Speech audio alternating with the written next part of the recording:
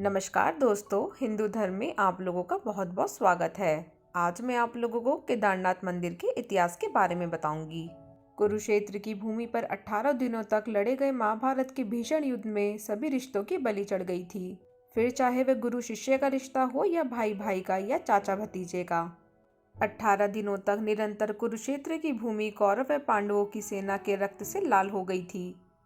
महाभारत का युद्ध समाप्त होने के पश्चात विजय तो अवश्य ही पांडवों की हुई, लेकिन उन्होंने भी बहुत कुछ खो दिया था। युद्ध समाप्ति के कुछ समय बाद जब सभी पांडव भगवान श्री कृष्ण के साथ बैठकर युद्ध के परिणामों व प्रभावों के बारे में चर्चा कर रहे थे, तब श्री कृष्ण ने उन्हें पश्चाताप करने को कहा।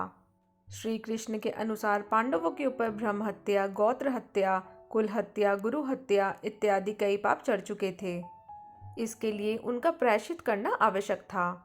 पांडवों ने इसका उपाय पूछा तो श्री कृष्ण ने बताया कि उन्हें इन पापों से मुक्ति केवल भगवान भोलेनाथ ही दिला सकते हैं। इसके पश्चात सभी पांडव भगवान श्री कृष्ण की आज्ञा से भगवान शिव से मिलने काशी नगरी की ओर चले गए। हालांकि भगवान शिव को पांडवों को उनसे मिलने आने की सूचना पहले ही मिल चुकी थी, लेकिन वे उनसे नहीं मिलना चाहते थे। भगवान शिव पांडवों के द्वारा किए गए ब्रह्म हत्या और गोत्र हत्या के पाप से अत्यधिक क्रोधित थे। इसीलिए वे पांडवों से बिना मिले ही वहां से चले गए।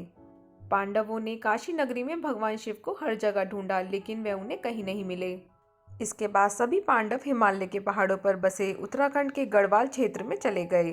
भगवान शिव भी पांडवों से छिपकर यहीं आए थे। जब भगवान शिव ने पांडवों को अपने पीछे पीछे गढ़वाल क्षेत्र की ओर बढ़ते हुए देखा तो उन्होंने इसका एक उपाय निकाला।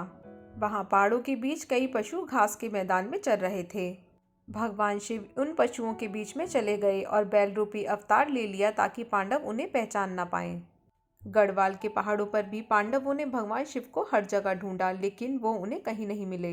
अंत में महाबली भीम को एक उपाय सूझा और उन्होंने अपना शरीर पहाड़ों से भी बड़ा कर लिया। उन्होंने अपना एक पैर एक पहाड़ी पर और दूसरा पैर दूसरी पहाड़ी पर टिकाया और गहनता से महादेव को ढूंढने लगे। भीम के विशालकाय रूप को देखकर पहाड़ों में सभी पशुओं में हलचल पैदा हो गई और वे इधर उधर भागने लगे। लेकिन एक बैल अपनी जगह पर स्थिर खड़ा रहा। उस बैल पर भीम के विशालकाय रूप का कोई प्रभाव नहीं दिखा।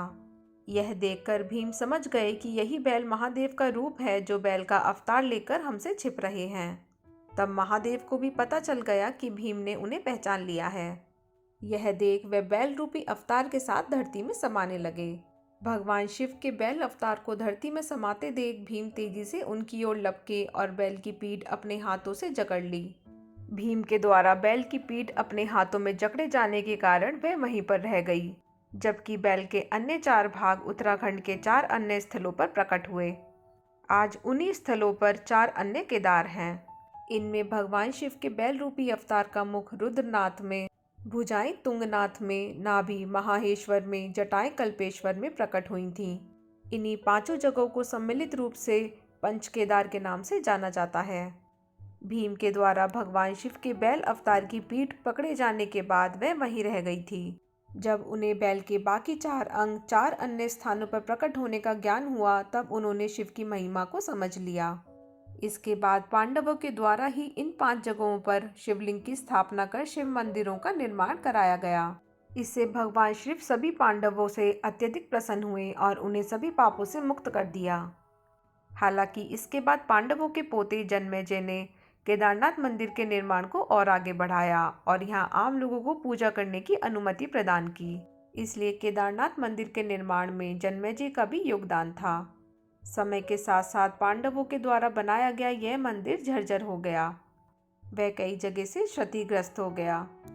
फिर जब भारत की भूमि पर आदि शंकराचार्य ने जन्म लिया, तब उनके द्वारा संपूर्ण भारत भूमि की पैदल यात्रा की गई। वह चारों दिशाओं में 4 धाम की स्थापना की गई।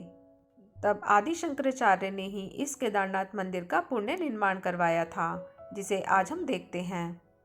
इसके बाद अपने जीवन के अंतिम समय में आदि शंकराचार्य ने इसी केदारनाथ मंदिर के पास ध्यान लगाया था, वह समाधि ले ली थी। उनकी समाधि आज भी केदारनाथ मंदिर के पास ही स्थित है। फिर 10वीं से 13वीं शताब्दी के बीच कई भारतीय राजाओं ने मंदिर का जीर्णोद्धार करवाया था। हालांकि 2023 में आई भीषण प्राकृतिक आपदा के बाद केदारनाथ मंदिर के आसपास के ढांचों को बहुत क्षति पहुंची थी। इस प्राकृतिक आपदा में आदि शंकराचार्य की समाधि भी बह गई थी। इसके बाद भारत व उत्तराखंड की सरकारों के द्वारा केदारनाथ धाम, आदि शंकराचार्य की समाधि व उनके आसपास के स्थलों को पुनः ठीक करवाकर उन्हें नवीन रूप दे दिया गया। तो दोस्तों, अगर आप लोगों को मेरा ये वीडियो थोड़ा सा भी हेल्पफुल लगा हो तो इसे लाइक और शेयर करना ना भूलिएगा और मेरे चैनल को सब्सक्राइब ज़रूर कीजिएगा। धन्यवाद।